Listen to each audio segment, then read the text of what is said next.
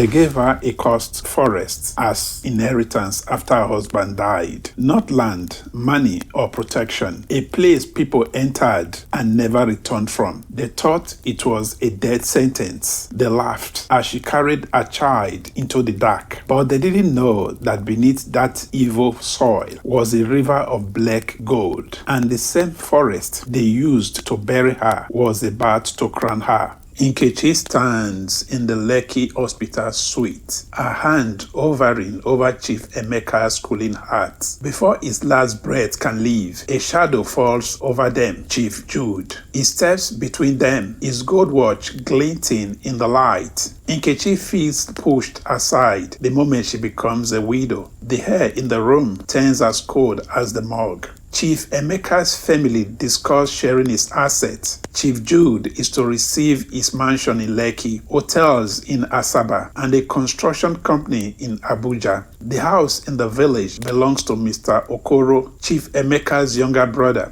The family members share the millions in the bank account. Nkechi is not allowed to be part of the conversation. She mourns her husband as the elders decide her fate. Her late husband, Chief Emeka, believes that everything he has is for his wife and his baby boy. But unfortunately, a mysterious sickness claims his life. Nkechi owes nothing but believes she and her child will have a guaranteed future. Unknown to her, the family respects her only because of her husband's money. Nkechi lies on the mat, dressed in black, wondering how short life can be. A week ago, her husband was telling her about his plans for the year, but now the plans have become deferred dreams. It goes to show that tomorrow is pregnant with uncertainty.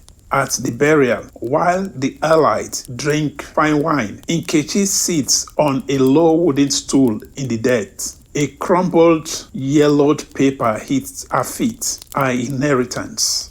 Chief Jude laughs, telling her the evil forest in the delta is her new home. Nkechi doesn't cry. She stoops, picks up the paper, and looks him in the eye with a terrifying silent calm. The family has conspired against her, but she has to follow tradition to respect their wishes. Even if she tries to challenge them, she will lose because she has no money of her own. The heavy iron gate of the mansion slams shut as she walks in the rain. Nkechi stands in the mud, clutching her son Obi. She doesn't beg. She fixes her wet wrapper, turns away from the city lights, and vanishes into the grey tropical storm. Inside a bus, Nkechi leans against the vibrating glass. The city dies behind her. She whispers a promise to her sleeping son. The earth never forgets a soul that someone has wronged.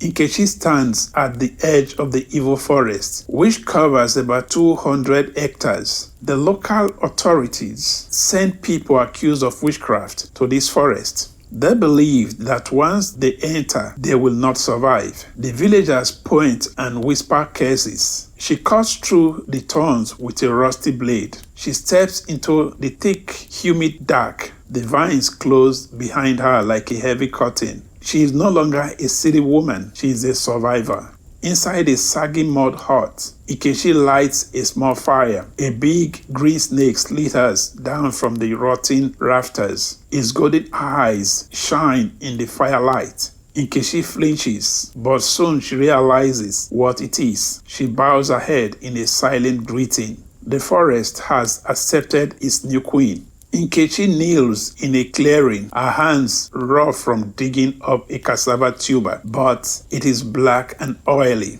She squeezes the soil, and a thick, greasy liquid oozes through her fingers. No food, no money, and her child is sick. Desperate, she calls Chief Jude for medicine for her feverish son. He laughs and hangs up. Nkechi drops the phone into the mud. Her grief turns into a hard, cold stone.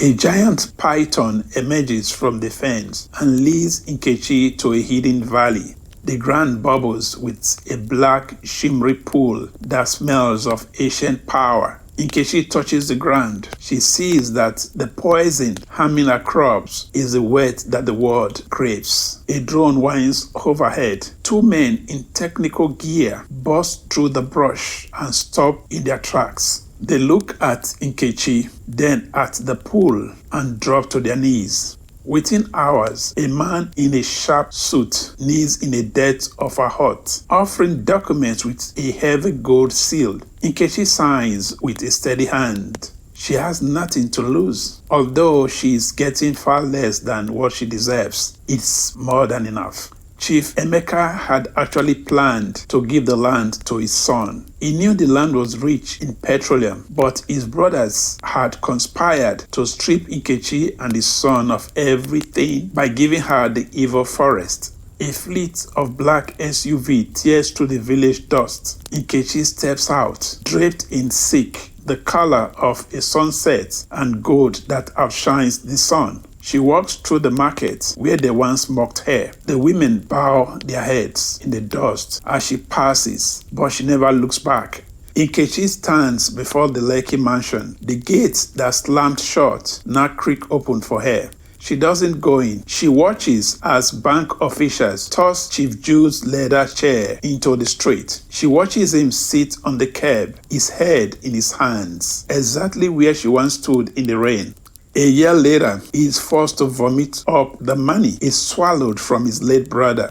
From a glass mansion built into the heart of the forest, Nkechi looks down. A small broken figure sweeps the long paved road leading to her estate. It's Chief Jude. She has given him a broom and a wage, but he is never allowed to cross a threshold. He sweeps in silence, his tears falling into the dust. Nkechi stands in the village center, turning an iron wheel. Clean water gushes out, sparkling in the heat. The people call her the Mother of Grace. She has turned the evil forest into a sanctuary of light and life. Nkechi stands on a balcony as the moon rises over the oil rigs and the trees. She holds her son close, her eyes reflecting the stars. She has turned a cruel insult into a kingdom. Her struggle is over. She is finally home. The night settles gently over the forest. No more storms and whispers of fear, just the soft hum of crickets and the distant rhythm of oil machines breathing life into the land.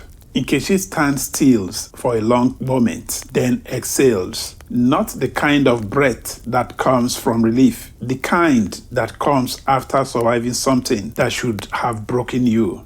Behind her, her son laughs, free, healthy, unaware of the darkness they walked through to get here. She returns, watching him run across the courtyard, and for the first time, she allows herself a small, quiet smile. Not for the wealth and power she now has, but for peace. Money comes with purpose. Villagers gather again, this time not to judge, but to build with her and plead for forgiveness. The hands that once pointed at her now work beside her. Voices that once whispered now call her name with respect. Nkechi stands with them, teaching them something bigger than revenge, because she understands what was meant to destroy her wasn't just about her, but making women powerless. If this story stayed with you, if you felt Nkechi's journey from loss to strength to something deeper than both, then don't just scroll past it. Take a second, like the video, so more people can find stories like this. Share it. You never know who might need it today. And subscribe, because the next story might be the one that speaks directly to you.